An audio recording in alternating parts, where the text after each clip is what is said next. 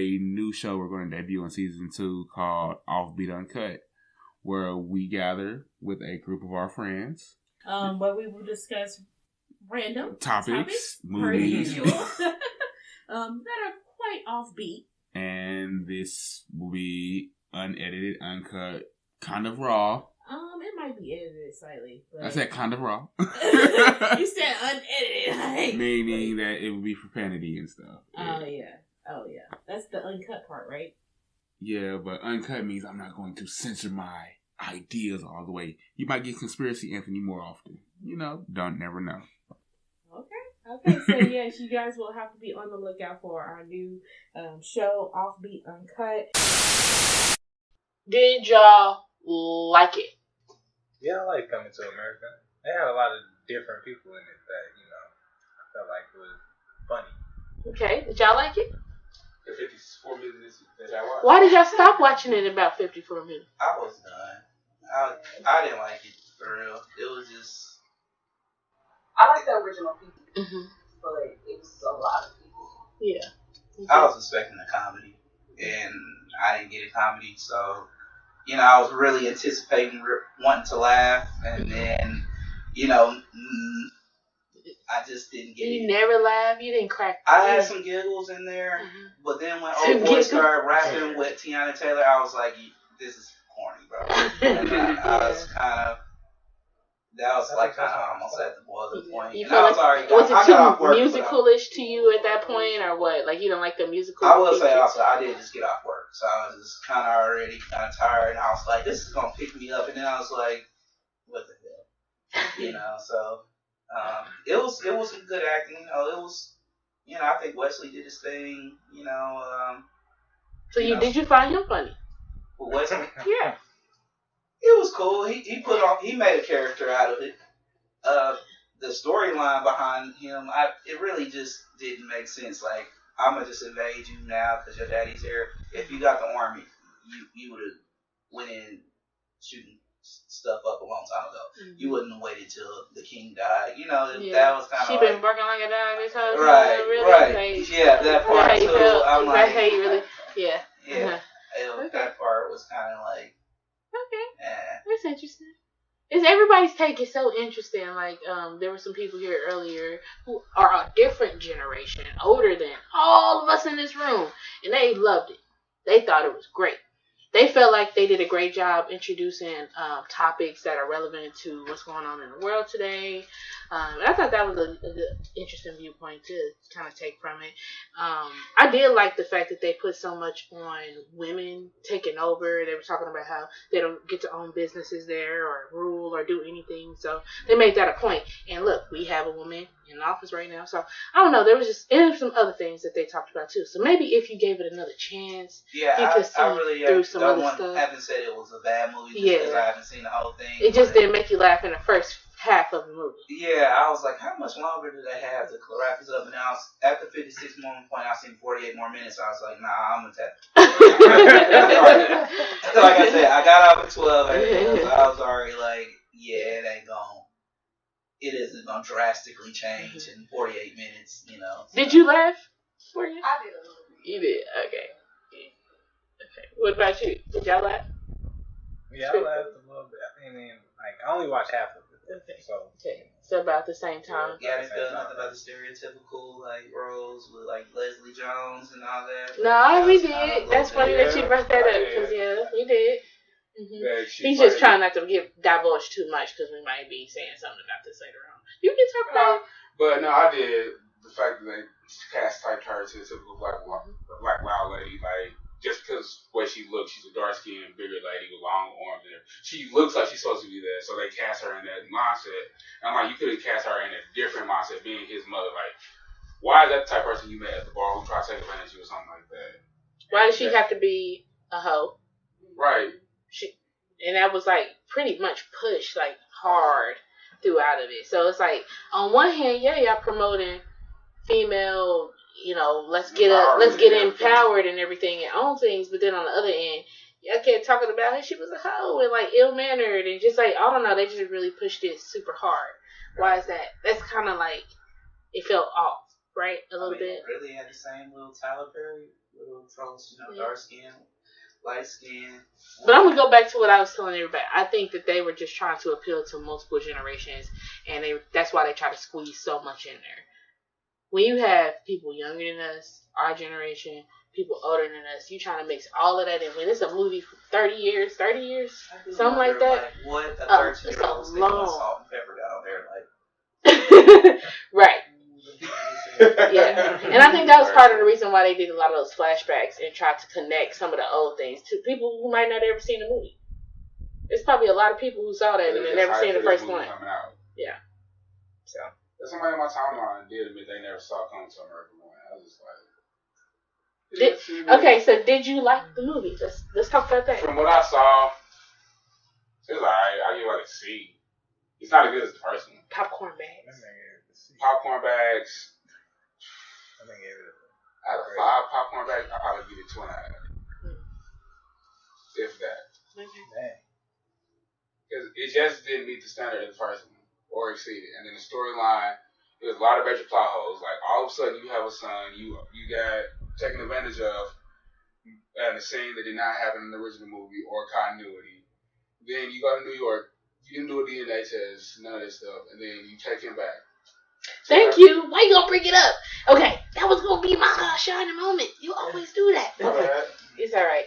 Go for it. Right, and they found... Because I'm like, as black people, that is the first thing we do is a DNA test. You can't tell me we just gonna be like, yeah, I saw it in a dream.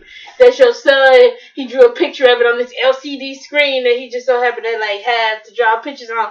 And then, I don't know. That part I was like, at least the DNA test would have helped me out a little bit. She didn't try to put nobody on. But then, I guess it goes, what'd you say? This African shaman had right. LCD screen is drawn on. This is what it looked like. Like, what? I drew it on my iPad. I mean, it kind of was funny when he acted like he... Well, some of y'all didn't see it yet. Y'all didn't see everything. But, like, when he, like, acted like he chopped his thing off, that was pretty funny. And, like, took a piece of it. Y'all see that part? Okay, that was funny. There was some funny parts. Like, that's why I can't say all the way that I didn't like it. I just felt like there were parts that were set for me, my generation, and then there were parts that weren't set for me. They weren't for me to laugh at. That's why I didn't laugh at them or get them. Like, I really do feel that way. And I think other people probably would have got them and were like, that was funny. I don't know. This is kind of my take on it. So, I'm going to take it for what it was. I enjoyed the good parts that I found that were funny. The parts that I was like, I just don't think that was for me. But not to say it wasn't for somebody else. So how many popcorn bags can you give it out of 5? I'm going to give it a...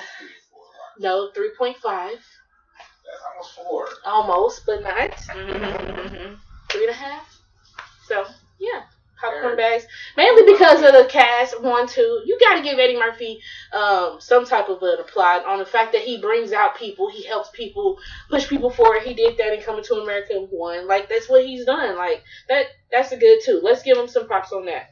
And I don't feel that bad for keeping it real because Eddie Murphy already got his bag. Yeah. They already gave him the $40 million, so he already cashed that. Yeah. So he already got his bag, so I feel like... This is his first big thing since he came out, since Charlie died. For real, since that SNL skit, like that was like the only other thing he has done now. So that's kind of a big deal. I don't know. That's why I'm gonna give him a little bit. Give him slack. What I saw that was funny was fun. Like when I laughed. Like now everything I didn't get, but that wasn't for me. So that's what I'm gonna go with. You laughed at some of the parts. Yeah, but it wasn't as funny as the first one. Yeah, you said that. Like I said, the funniest scene they gave away in Charlie. But when you always say that's the issue with a sequel or any type of a remake or anything, it's never like as good as the first one. Like nobody is ever satisfied with the next one. Yeah, I can't agree with that statement because I can't think of many movies where the sequel has been better than the first one. Especially after that long. I just disagree with that. I think Will Smith makes some pretty good sequels. I like most of his sequels. What sequels have you made outside of Bad Boys? Men in Black. Okay, the third one was trash. I like that one too. I like it. Personal opinion. We're not talking about Will Smith right now and his remakes, but if we were, I like most of them. Like he does a good job. Will Smith is just a great actor. That's a different story. for a different day. Maybe next season. Right, actors are gonna do sequels. Denzel messed up when he did Equalizer 2. You should have kept the street, not doing the sequel.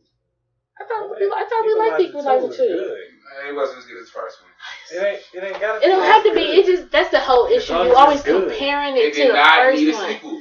Okay, I guess I get a comparison of a remake to the one before, but not a sequel because that's just kind of stand on its own. So with that being said, it don't have to be the same storyline. To America is a sequel. Correct.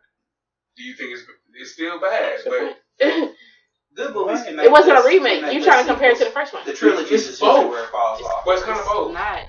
Put enough. Okay, what did you say, Jake?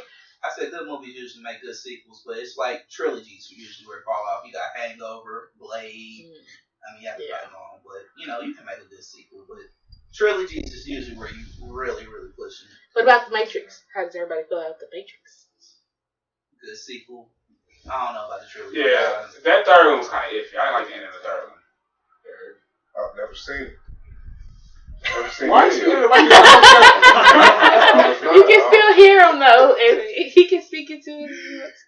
I prefer to speak into the No, but I've never seen any of the Matrix movies. I know they're making another one that's going to premiere on HBO Max, but I've never been interested in seeing them. I mean, I know my parents were really big fans of the first one, and then I think they kind of liked the second one, but by the third one, they weren't interested. Okay, I got another one. Lord of the Rings. Haven't seen any of them. What about Bourne Identity? Love it. That's one of my favorites. I love me some Matt Damon. Great one. What you got? But honestly, it's the same movie. I knew he was going to do that. Okay, but it's like Fast and Furious. That's like saying Denzel's not a good actor because he actually. Bourne is really good though. But it's like, but think about it. Bourne, all of them, Bourne Identity, Supremacy, and whatever the other one is. It's just him being chased. It's just him running from point A to point B every scene. Okay, but you love Harry Potter, and basically the same thing is happening. Every single movie. And I love Harry Potter, don't get me wrong. But I'm just saying, think about it. It's still the same concept from beginning to the end. It's Harry trying not to die the whole movie until the end where he's trying to either kill Voldemort or not be killed by him, and then it's the next. But he kills Voldemort. That's the whole thing until 12 movies later. So or whatever. 8 movies later. You know what I'm saying? Think about it. No. Harry Potter is not in the same category as the Bourne Identity. Here we go. He is not being chased from point A to point B in the scene. He has character development, his romance, and people grow. Well, he was being chased in the beginning, and then in the middle, he tried to figure out like who it was, and he started figuring out more. So he was chasing them. So it started to change. Wow, see? Boring. Boring. Think about that stuff. Yeah, we did that change. Yeah, they still chasing him. A long time. But he was chasing that dude to kill him. They was chasing him, but he'd be on vacation with his girl. And that's where they live. Like, they have to live elsewhere. He don't got no gun. He takes everybody out. Right. Well, his girlfriend died in the second one, y'all. Then he runs from point A to point B off camera. He can't save her. He couldn't save her. She died. Well, he did get her body out of the water, though. He did. Bourne is similar concept to Tom Cruise Mission Impossible. We're running from point A to point B with a whole bunch of stunts in between. So you don't like that one either. Oh, I know what you like. Batman. They're all different. They're all different. This man crazy. There's not a same. There are no two Batmans that are the same. This is what I have to live with. This man crazy. Eric, are there any Batmans that are the same? Yeah, what are you talking about? Woo! You're talking about the Dark Knight trilogy? That's a trilogy, and that's a great trilogy. Talking about both, whatever you consider. And that second movie was good, too. Multiple Batman movies. Yeah, the third one. It's a whole bunch of stuff on the cutting room floor with Bang.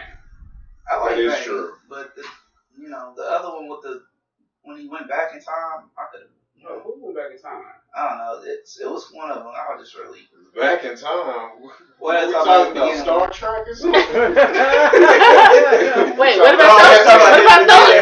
Hey, when he went to the. Oh, you talking about flashback? Yeah, I was like, the beginning when I was like, I could have won without that one.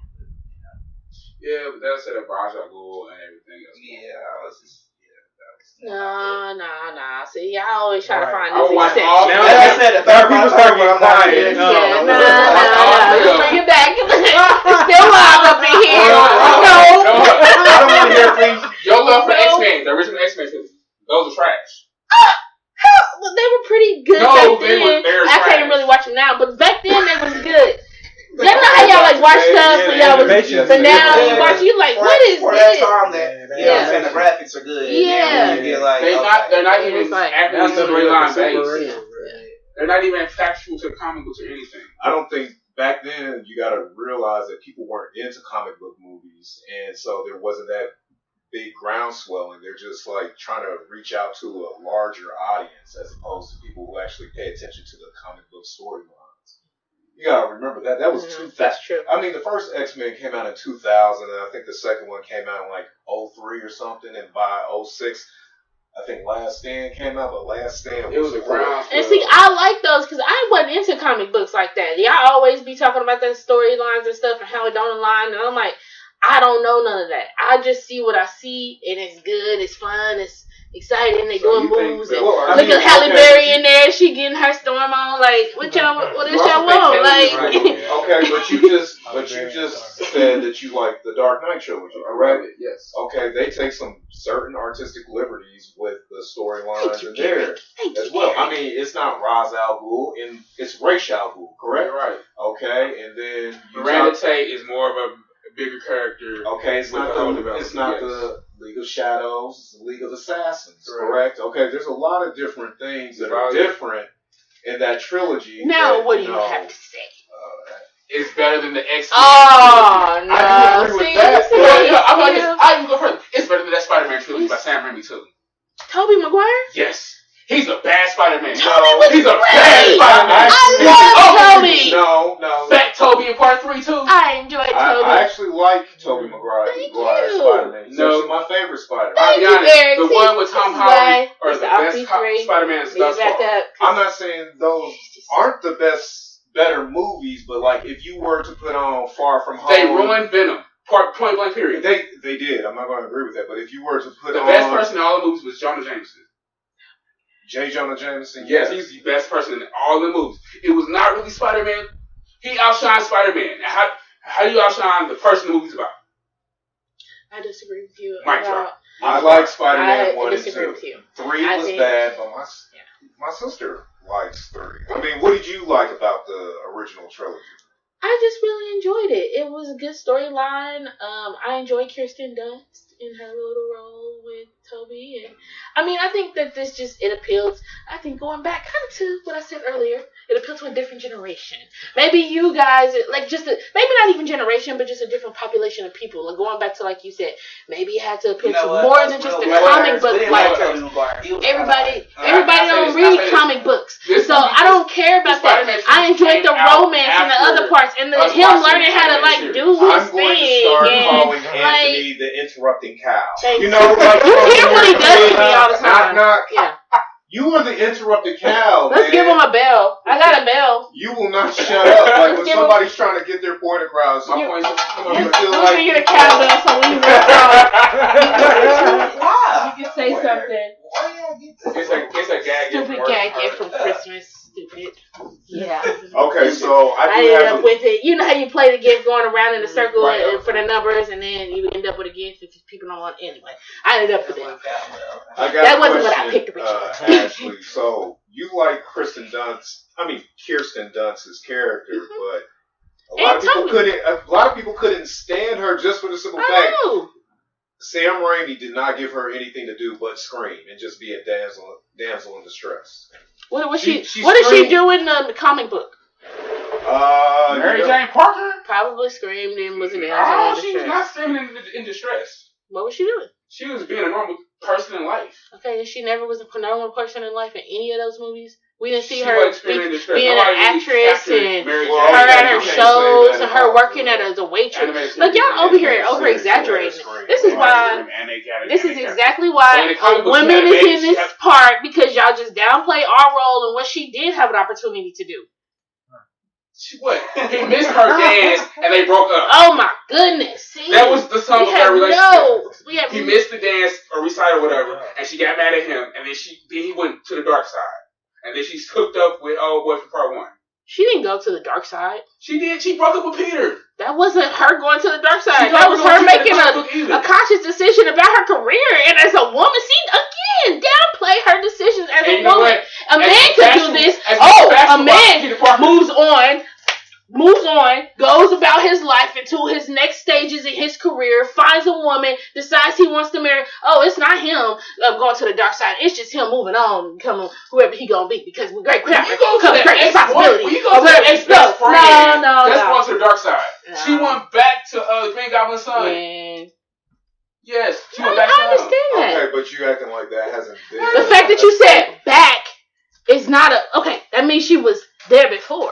What's wrong with that? Like, come on. I'm just saying. Like, I mean, when you think about it, Peter Parker is struggling. He's kind of pathetic and everything outside of his superhero abilities, of course. But Harry Osborn, a good-looking guy. He's got money. He's got money. I'm gonna tell you why this movie fails and also many points. Everything that Peter Parker suffers from in the Sam Raimi's is for a high school student, not an adult. Spider-Man is written for a teen, not an adult. Mary Jane was in high school with Peter Parker. They got... wait, no. It's like late high school, early college. Okay. Early 20s. Come on. I like Spider-Man because really, Spider-Man had real life problems like me. Like, you the man of the house, you know what I'm saying? You living with your grandma. I live with my mom. It was a very realistic story. Yeah, he had a realistic story, really. Like, that's why I like Spider-Man, but that's why I didn't like Tobey Maguire. He didn't seem like a real. Like he could really have those issues. He couldn't have really had an Uncle Ben, huh, Jake? No. I'm asking this question. Uncle Jake, he couldn't have had an Uncle Ben. Like you look at Tobey Maguire. Do you honestly think he's gonna beat anybody up? Yeah. When he got his Spider-Man costume on. Tom Holland. Tom Holland is Spider-Man. You really don't see it in him hopping all over the hotel telling everybody what he doing. All over Tom Holland. Pause. Him hopping all over the hotel telling everybody what he doing. The dude come in. I can hear everything you saying. You just told the whole hotel what you just did today. Tom Holland? The young looking Spider-Man dude. That's the one now. You don't pretend like you don't know what I'm talking about. Well, it happens. And that's internet. No. And I thought you were talking about the one from the Spider-Verse. It just don't matter. It's just the point of him being him. I am jealous that these young kids didn't get a black Spider-Man. Like, I saw that shit now. I was like, it's a little... Yeah, that's right. That shit was like, I was like, yeah. But think about it. That's positive. That's dope. It was so dope. I got mad. And Marvel, I got a Palestinian superhero coming out too.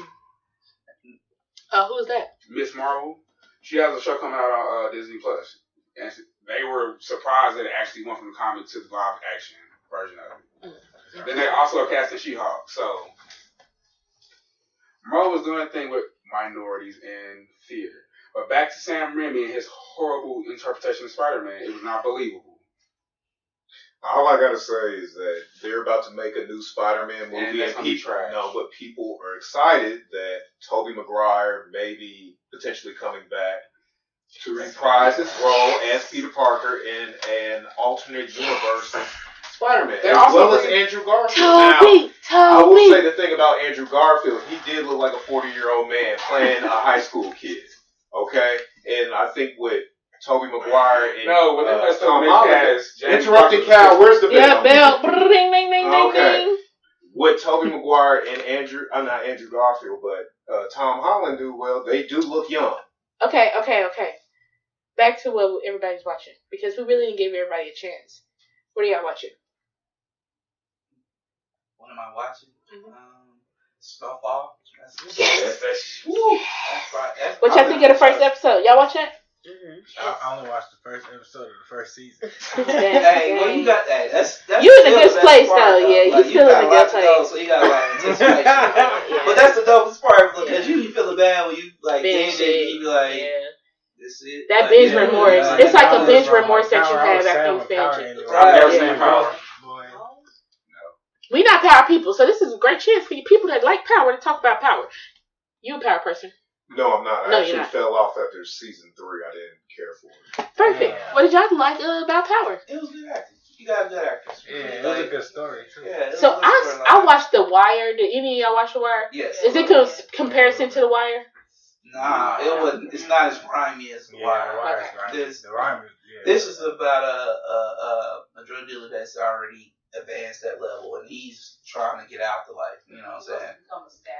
I watched the first the first season, but he wasn't trying to get out the life at that point. He was just getting ready to cheat on his wife with that white girl. No, but he was.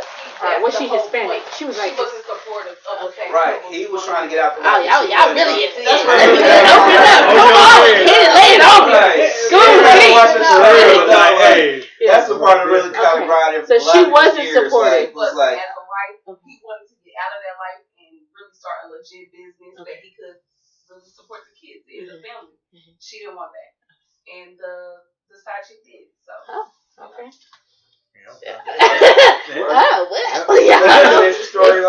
Sometimes that's how it be, right? That's how the cookie crumbles. Is that what y'all saying, huh? Okay, what else happened? Is that it? That's where the story ends? Well, it's not that. It's a lot of that. It's a lot of Was she in jail for a minute, the wife? Like, did she go to jail? yeah, she did. Yeah, now she's back in there. So it's a lot. Didn't the son take over the business? It's a lot of stuff that See, happens. this is me not even watching the movie, but knowing all these highlights. Like, how do I know this shit, right? Y'all, it's spoilers everywhere. People they just tell it, spoilers everywhere. They just tell it like it is. How do I know all this stuff about the show? I don't even watch it. So that's the whole show, huh? Basically, in a nutshell, what I just said. So his daddy died though. Ghost, right? His daddy did die. How he died. How did he die? See, that's what I gotta watch. See, book 2.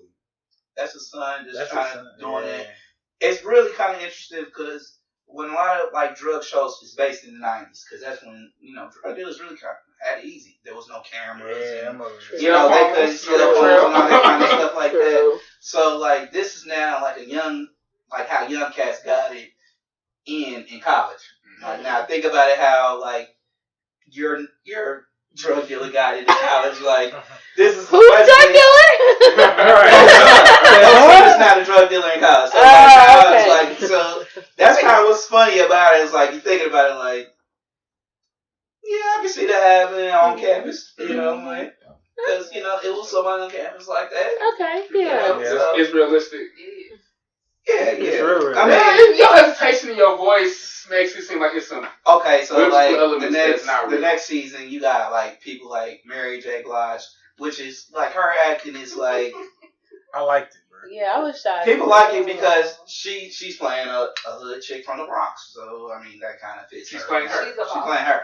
So it's like I'm kind of looking at it like and then it's like some storyline I ain't like to like the teacher kind of story plot. I was like, kind of just like whatever. But actually I didn't see the last couple episodes, so it kind of got mixed in finally. So it might be some more that I ain't see. So.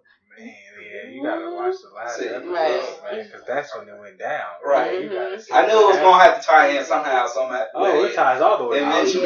You gotta figure out, boy. I can't believe you sitting over here, don't know what's going on. Right. Boy, when Tommy come back, you know that might get good. I did see that commercial. I was like, I thought he. Yeah, boy. So they also, that's another aspect of the show. They got this white boy named Tommy. Yeah. Hardest white boy. Yeah. He gonna see, and he's probably, I think he's actually from New York. But wasn't he messing around with a girl? Lala. Yeah. He got a scene with Lala. Boy, that was good. So I'm jealous of that. I think, Clearly. Yeah. So like, so it's a lot to that story too. So he was like probably like everybody's favorite white boy around that time. But it was just a white boy that held it down. Yeah. But he was also the dude that's trying to get give me Channing Tatum / Eminem vibes or something like when I see him. Kind of mixed in between. Yeah, it kind of is like that. Right. If you imagine a little bit of Mark Wahlberg sprinkled in there. Right. Mark Wahlberg. Okay. All right, so everybody in this room would give basically this show a 5 out of 5. It sounds like y'all love this show. It's a good show. Yeah. Y'all recommend it to anybody that asks. So, do y'all watch the Marty Bird? The show with Marty Bird? Ozark? Yeah, I watch Ozarks. Everybody watch Ozark? Hey, don't ruin anything for me. I'm on the second to last episode of season 2. Yeah, we got the first episode of season 1. We always talk about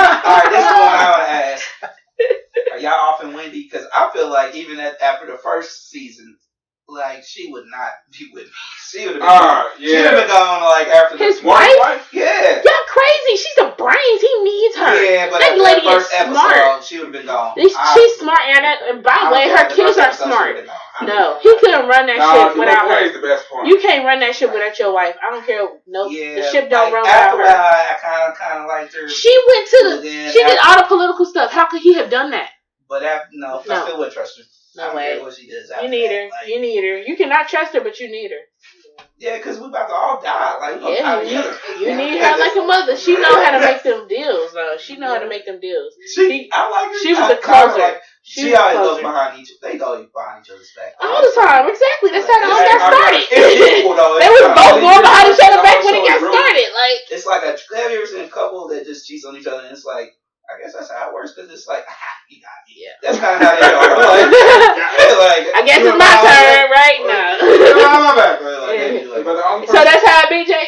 Huh? Is that how it be? But then it works for him. The only real person in the whole show is Ruth, though. Like, Ruth keeps it 100 from start to I like her character. She's who she is when you meet her, and she's not changed. Have you been introduced to Ruth?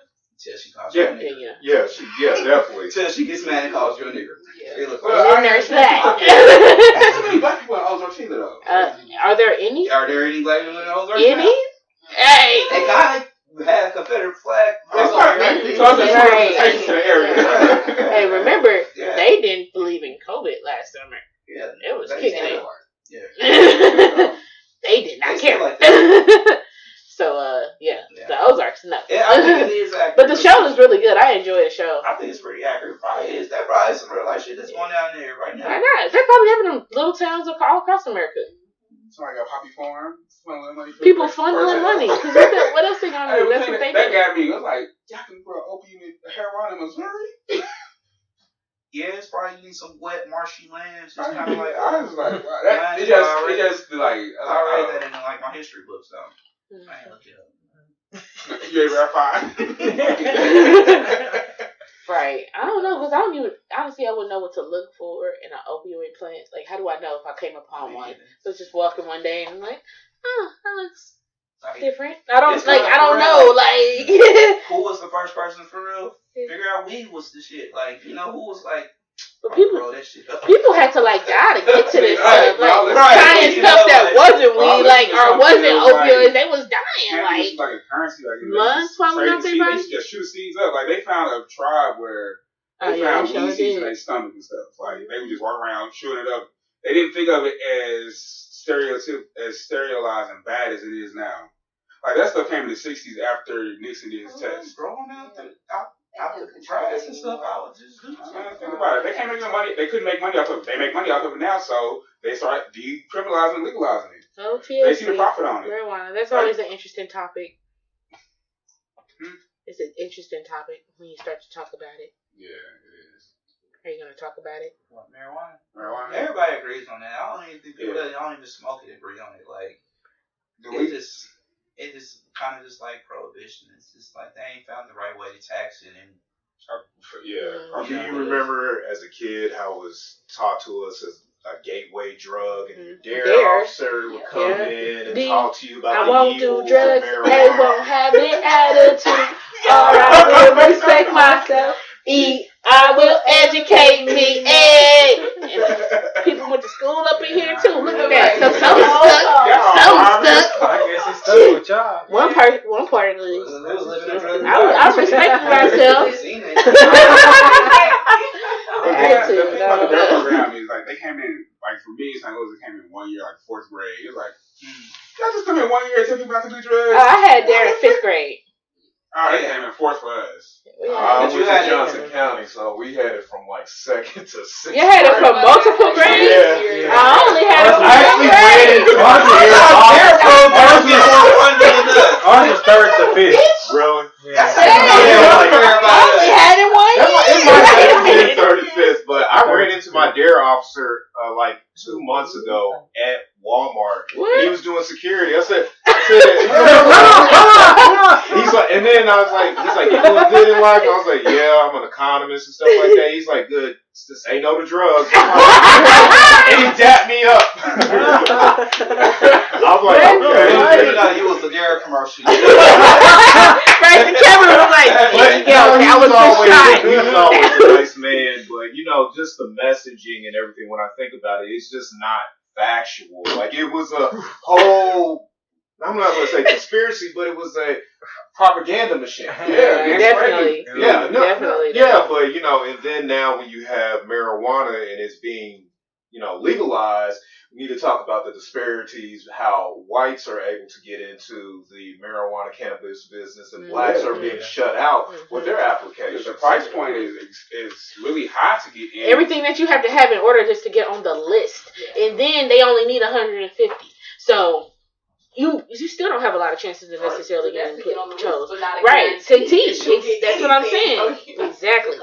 Exactly. So that's why it's like, you're right. Yeah, I hear about these dispensaries popping up like in Smithville, around it's one around the corner. Yeah, but what I'm saying is they're putting these dispensaries in black communities, but they're not actually black owned. Like I was driving down Truce and I saw one. I said, oh, okay, but I knew it was not black owned. Who's it owned by, if you don't mind me asking? I don't know. I don't know yet, but you didn't see anybody leaving. I don't know. I guess you can't assume, but you didn't go in. Well, I saw blacks coming in and out. You know, people who look like you and I, but the ownership, I'm about 150% sure is not black.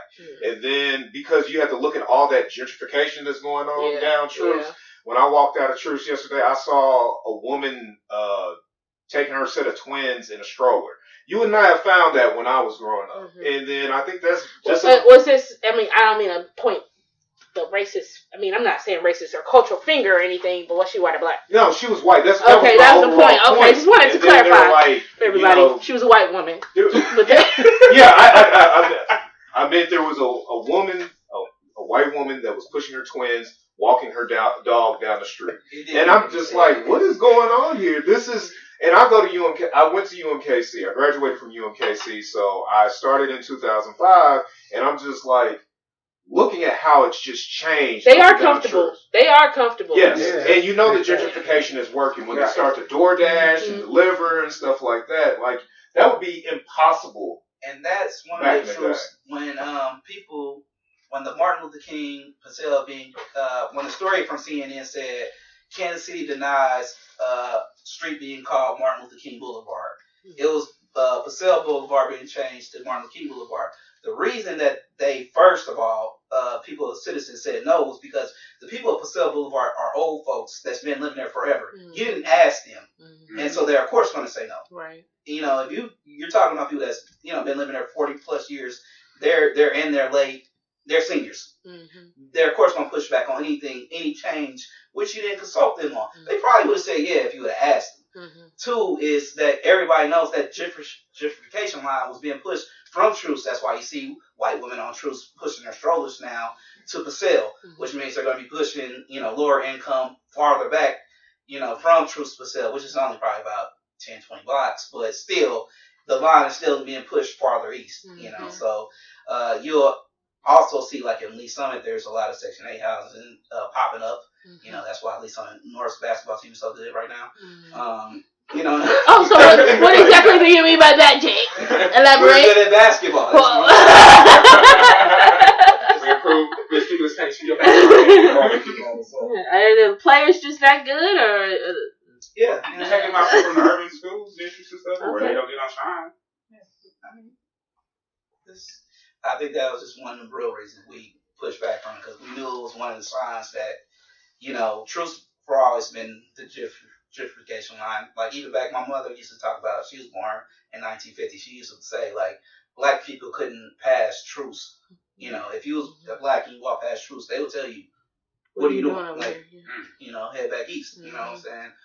You know, it was a lot of like swimming parks and a whole bunch of stuff that was, you know, west of Truce that black people didn't have access to. So now it's like always been pretty much a racial line in Kansas City that, you know, they could have chose to make Martin Luther King if you wanted to make a real change You know, that would have been the obvious choice. But that's interesting that you're right? Some say yes, some say no, but we know Truce was also like, it was called Millionaire's Row. It was where, you know, even back then, that's when all the millionaires lived. There was definitely plantations like that lake on Paseo, you know, that was like one of the watering holes. So back then, it was definitely like a lot of plantations in that area, in the greater Kansas City area. So we do know like that was part of a slave plantation. So it might not have been the biggest or had the most slaves, but we know it was a plantation. I don't know exactly how many slaves they had on record. You know, something like that. Yeah. Well, thanks for educating us, because I don't think I knew all of that, everything you said. It was it's on PBS. KCPBS had a little. Yeah, I don't think I've seen it. Had a whole little segment on it. Everybody, check that out. PBS. So, with that being said, it's a town in Illinois.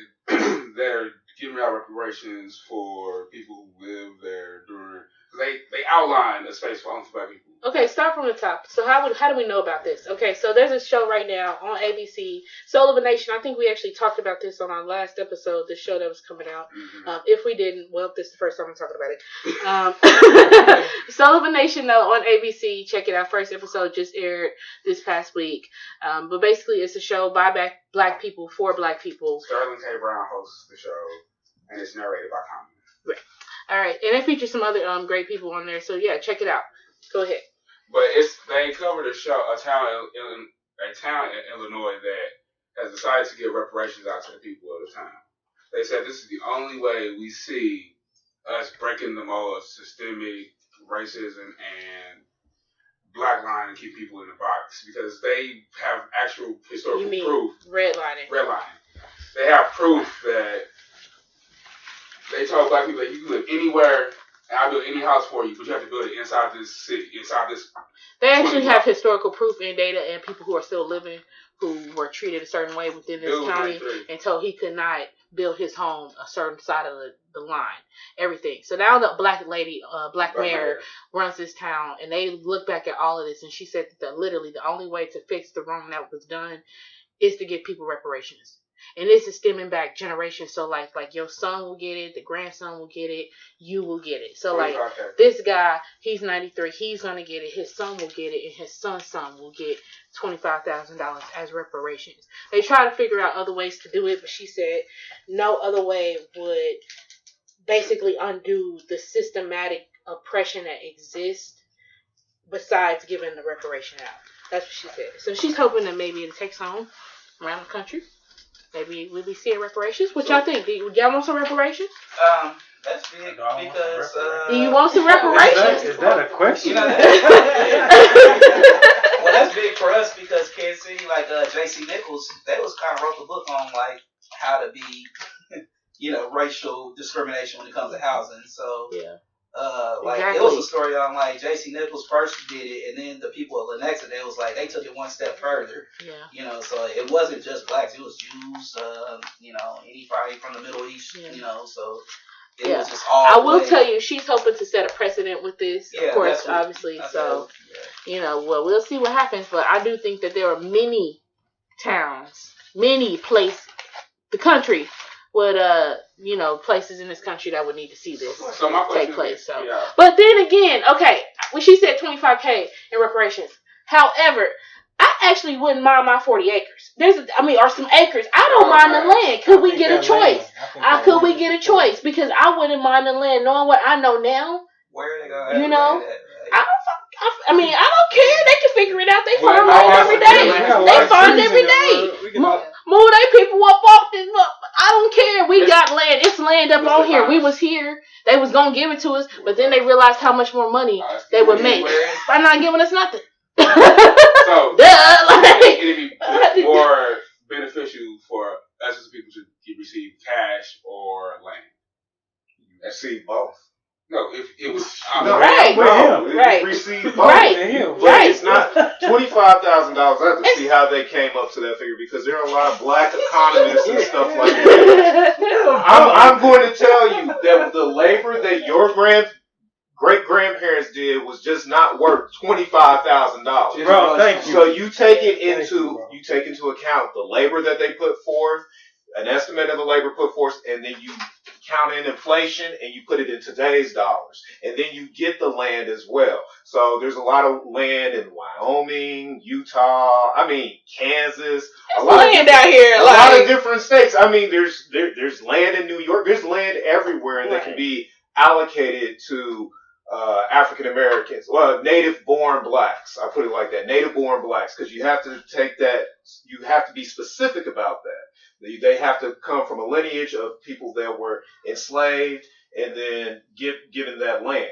But I believe the number is somewhere around $14 trillion in per person? No. Overall, in terms of the economic output that we've given to this land, so you need to divide that up equally amongst black people, and then you give them that land on top of that. So 40 acres and a mule. I want my mule too. Okay, I want my mule. My mule may be a Ford Fiesta, but I want it. Okay, right. So, I want me an RV. Yes, we can pick. I was just saying. But people think that reparations is such a radical idea, but it's not. It really isn't. But the propaganda that they use is like, oh, you don't need it. That was so long ago. But, the Jewish community gets reparations and stuff like that. We're talking about that. So I just think that's interesting you bring the Jewish community up, because we talked about how you would never see a true slavery museum or a traveling slavery museum because it's too much of an ugly scar in our country. However, you see a traveling Holocaust museum. You see us paying homage to that travesty. You don't see them paying homage to the Native Americans. America does not want to. They took out their land. We don't shed light on what we've done wrong to people here in this country. We rather put light on people because they look like them. That's another thing. Like, we don't look like them. Yeah, that's why they feel a little different about them than they do about what they did to us. Like, what they did to the Native Americans. If you look it up, there's like Holocaust museums in like 20 different countries. Yeah, they're everywhere. There's like one in Mexico. They're everywhere. Had to do with them people fled everywhere though. Like when they left, they went anywhere they could go.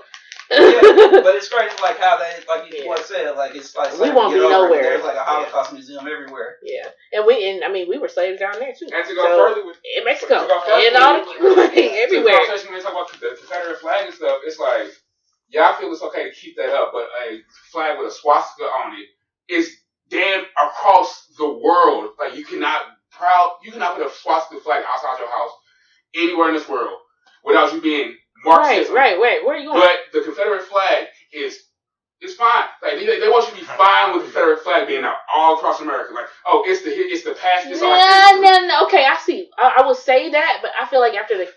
I say this now. I'm gonna regret this after I say it.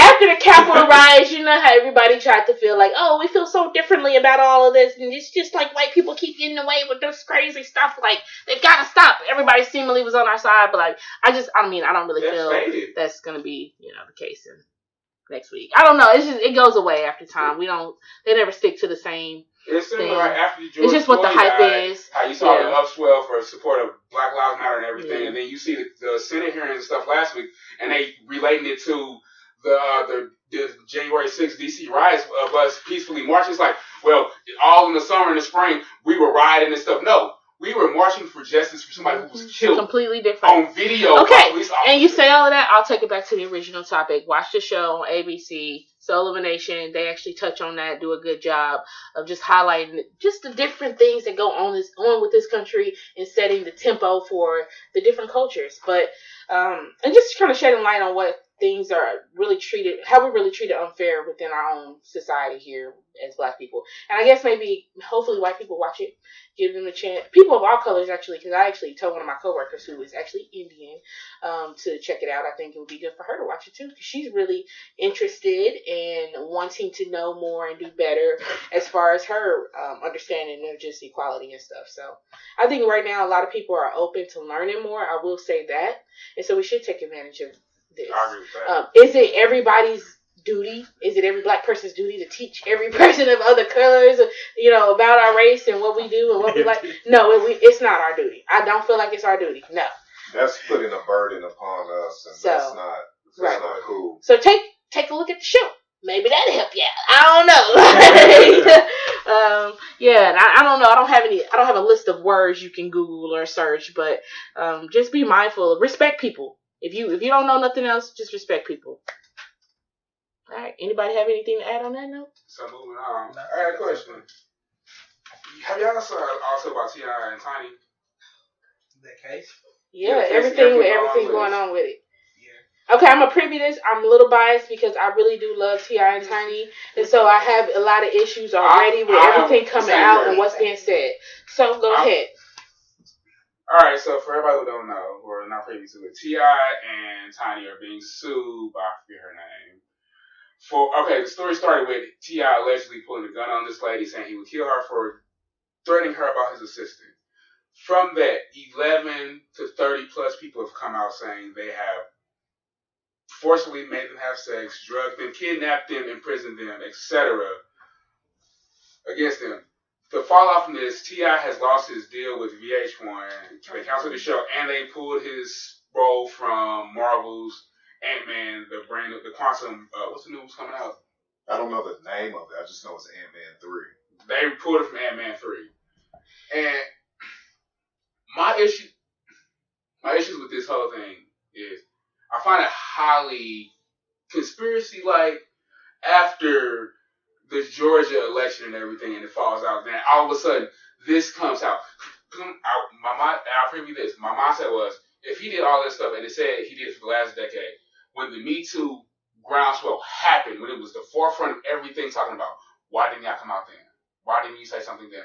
Why, when that was the biggest support for the country, Harvey Weinstein, he don't get off with it, but he got caught up. Russell Simmons got caught up with it. Bill Cosby went to jail. Like, everybody who was somebody was going to jail, was getting caught up for what they did. But it's not, I don't want to say you kept silent, but I find it highly.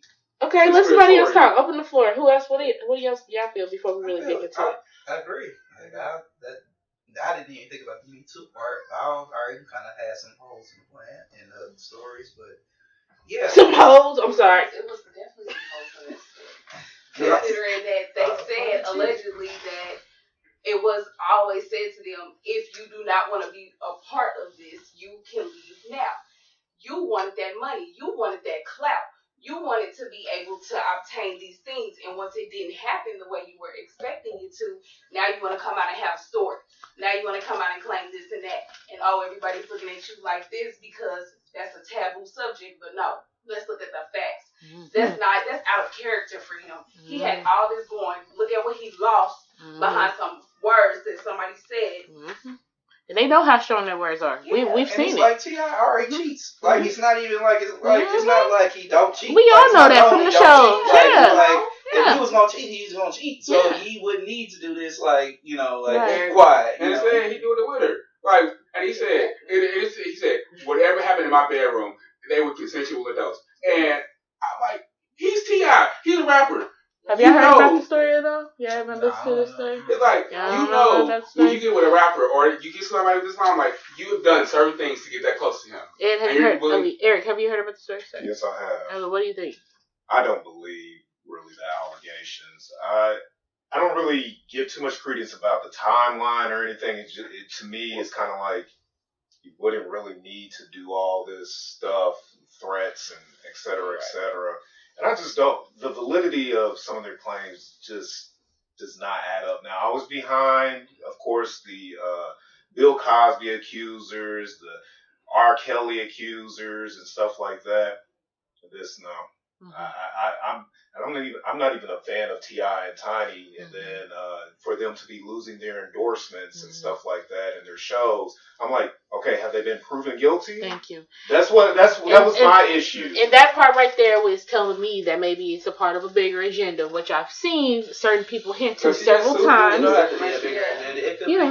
normal agenda. It's the normal agenda. Well, I think it's people just trying to get money. I don't think it's like T.I.'s like. Yeah, I hear where you're coming from, but as long as this has carried on and how quiet they were for so long, I think somebody Yeah, money, but who a part of an agenda? Money ain't never been a part of an agenda. That's what I'm saying. I'm saying it's just not like. I'm just saying it's not the government trying to set up T.I.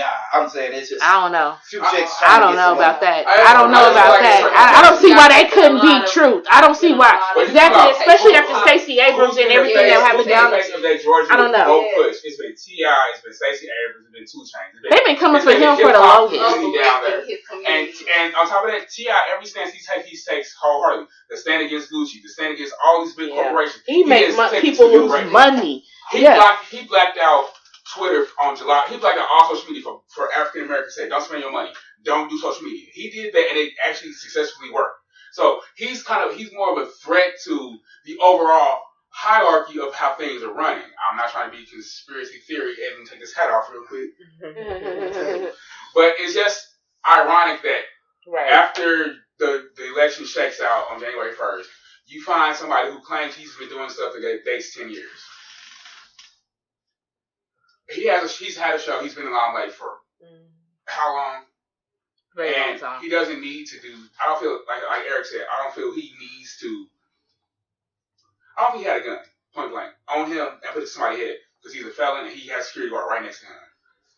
And they recorded VH1 shows. Why would he need a gun on him to put? There's cameras everywhere nowadays. Like you won't feel it. You can get footage. That's the other thing. If this incident happened, you would have had a camera. Somebody would have recorded. That was part of the story. They took phones before.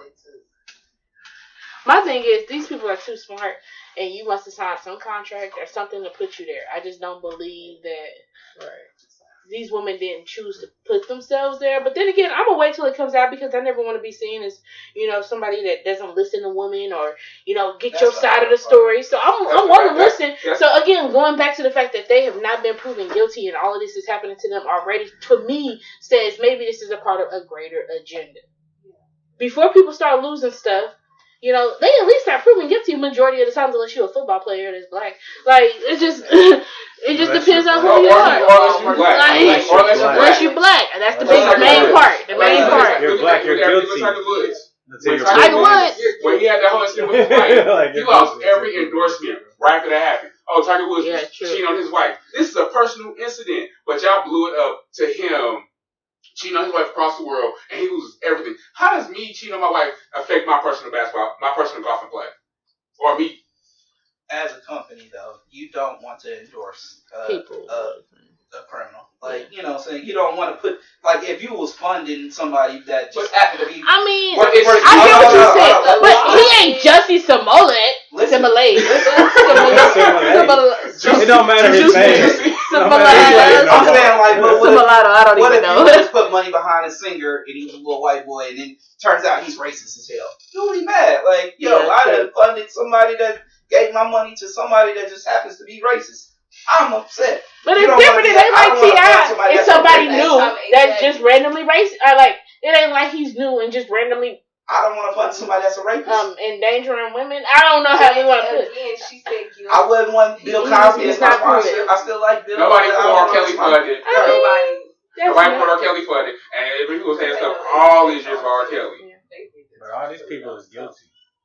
R. Kelly's making songs about his guilt. R. Kelly was guilty. Seems like you ready. Age ain't nothing but a number. They knew he was guilty before he was guilty. I mean, all the people coming out knowing he was guilty, talking about he was guilty when he was in the background of Aaliyah's background. Can we stop comparing him though to him because he hasn't? And then again, it's like he's not. These are not kids that this is happening to. Yes. So a complete separation needs to be made right here, right now. They're consenting adults. He is not R. Kelly. Like you said, T.I. said, everybody who came in my bedroom was a consenting adult, and anything we did, it was consented upon.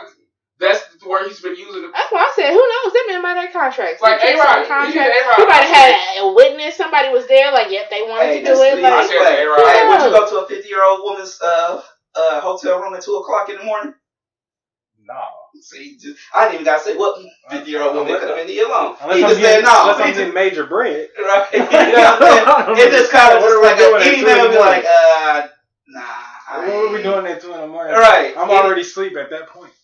I think it's still like I still think common sense should be part of these kind of trials. Like, so you say common sense. This leads to this next topic. The millennials trying to get rid of Eminem. They not using common sense when they just using the line from "The Love the Way You Lie."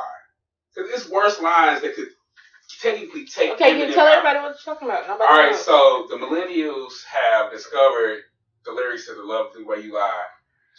You are a millennial. I'm not millennial. Generation Z, the ones after us. Sorry. Mind you, they discovered this when the song actually came out. It was already a movement that was set, but it just took on like a lot of people behind it and everything. When does Generation Z start? What's the I think 2000. 2000, because it was 2020, 21. It's like the new millennials. Everybody was born in 2000. It's the adults now. New millennials. So they're adults now. So they discovered the lyrics, and they're like, "Oh, Eminem needs to be canceled for this lyric." There's a lyric in the song that says, "To love the way you lie." He will tie up in a house and set the whole house on fire or something. And then Rihanna comes in, you gonna stand there and watch me burn. The lyric technically fits with the song. But however, you want to take that lyric and cancel him out. Well, anybody knows Eminem knows he said a lot worse. So like y'all didn't listen to Stan. But I think also like our generation was like sticks and stones. Right, and they was like words of like this kind of thing. It's like that's kind of how they grew up. Everybody is hurt now. Like people get hurt so much easier now. We don't barely talk to our kids the way that our parents got to us. Yeah, for the most part. Yeah, because racist things said to us. Right.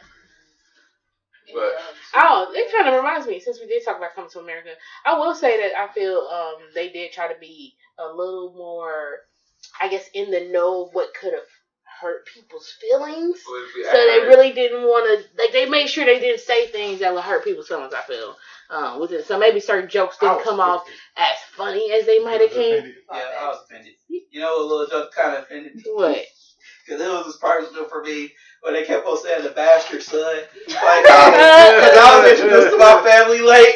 So I found it like that a little bit too. Like, yeah, here's the son. Like, damn, he had a son? Yeah, he had a son here. The bastard son. Right, I kind of felt like that.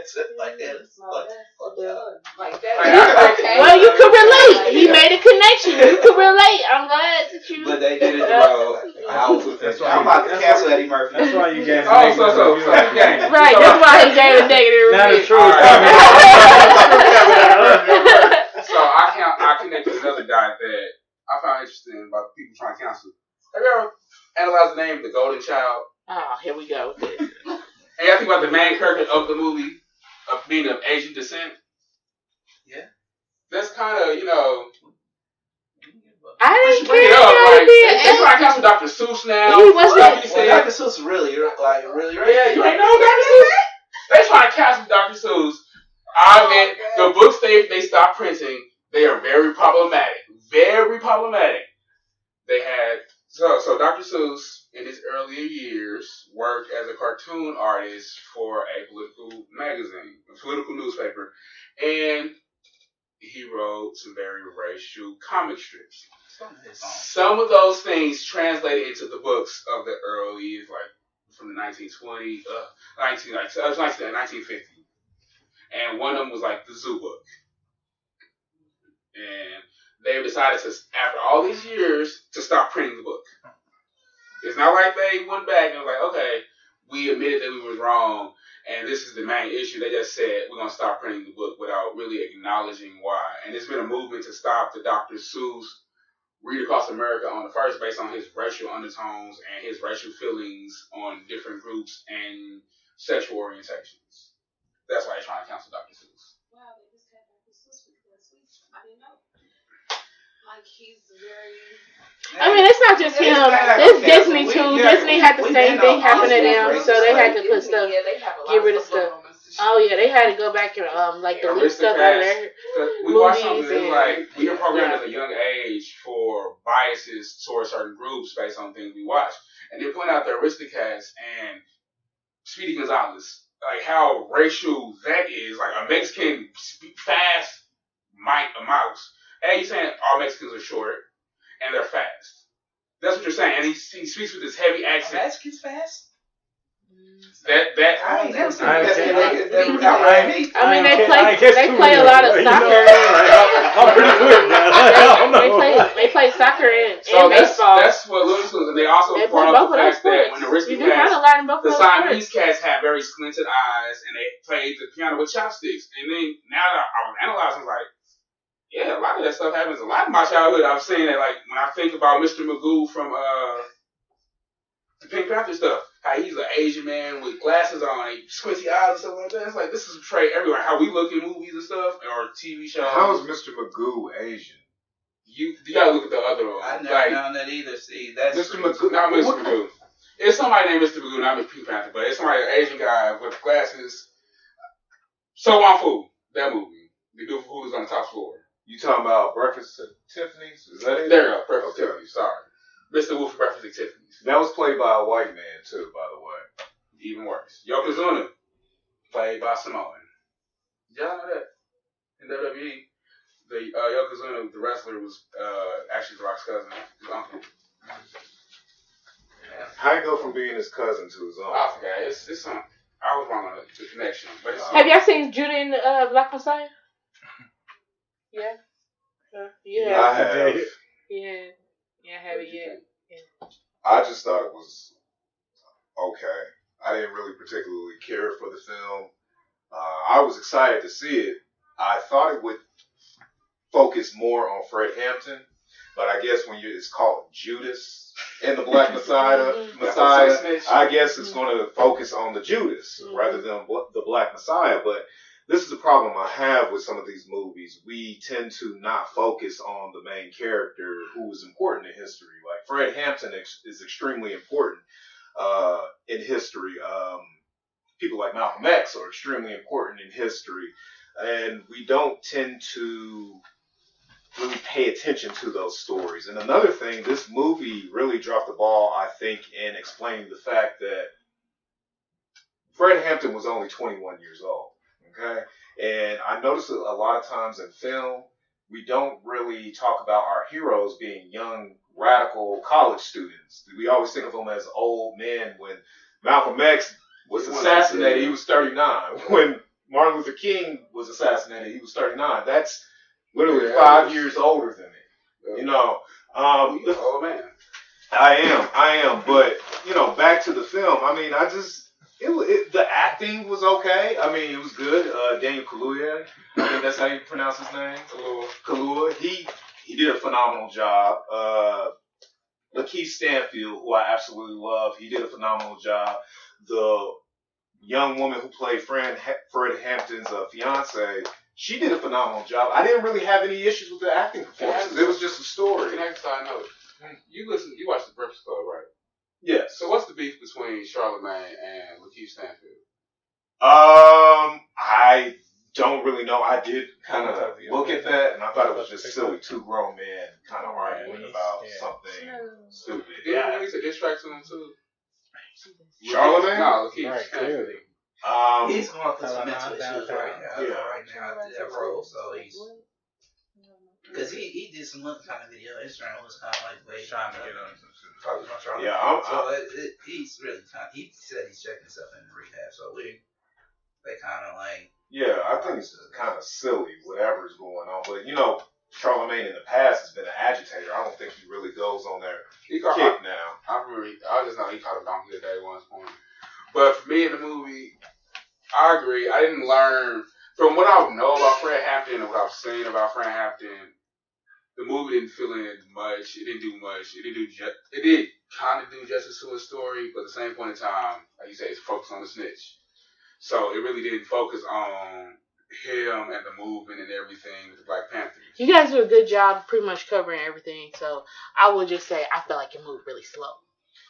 I wish it moved a little faster. Not as slow as the Denzel movie. True. That's true. The movie ain't no movie moved that slow yet. I think the movie should have concentrated the little things. The little things. Oh, okay. Yeah, did you see the little things? Yeah, I did. Did you like it? Or did you fall asleep on the first time? Yeah, I did too. We watched it in 2 parts. Did y'all watch that? The Little Things with Denzel? Y'all try? I didn't really finish it. The Little Things when he was in there trying to he was a detective and he had did some things that weren't good as a detective. before? Yeah. Oh, okay. Yeah. I just came came out I about a watched month it. ago. Yeah, I watched it. You watched the whole thing? Yeah, he was definitely the killer, wasn't he? No, see,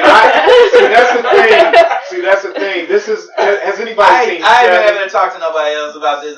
He was definitely the killer. With Brad Pitt. He was killer. Seven with Brad Pitt, Morgan Freeman. Kevin Spacey. That was a really good movie. That was a thriller in the 90s that this is kind of trying to emulate, but nobody knows anything about this movie. It's not even really up to interpretation. I got Bone Collector vibes, though. Really? A little bit. Because, all the clues and the constant killing of the different women. Well, the killer was unresolved. Jared Leto apparently is not the killer. He just walks really slow to places, and But he believes he's not the killer. He believes he solved the mystery and everything because that's what he wanted him to believe. And then at the end, that was just all really whack. I felt like he picked Homeboy because he knew in the past he admitted to a killing that he didn't do before, so it kind of just all led to like. He set this whole thing up, Right. It was. So I don't know. I don't know if I would say he was the killer, but the whole time, like he was going around killing all these people. I don't know if I would say that. Yep, it was good. Nah, I don't think that's the case. Yep. I mean, you can't let that go. Well, I think this was a good take. We've been on for a good minute, so let's go ahead and break. All right. This episode has been brought to you by an Offbeat Production, LLC.